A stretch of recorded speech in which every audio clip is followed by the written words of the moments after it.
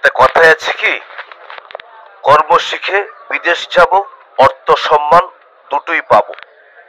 তো আমি আসলে আজকে যমুনা ফিউচার পার্কে আসছিলাম ফিঙ্গার দেওয়ার জন্য, সৌদি আরবের ভিসার জন্য আর কি।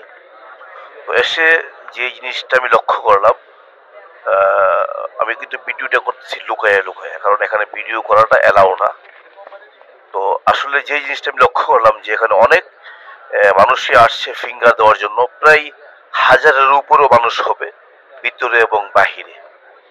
তো সবচেয়ে বড় যে বিষয়টা সেটা হচ্ছে কি, আসলে ম্যাক্সিমাম লোকেরই কোনো কর্ম জানা নেই, মানে হাতের কোনো কাজ জানা নাই। আসলে বিষয়টা ভাই সৌদি আরব এমন না। সৌদি আরবটা হচ্ছে যদি আপনি ভাষা এবং কাজ জানেন তাহলে আপনার জন্য সহজ।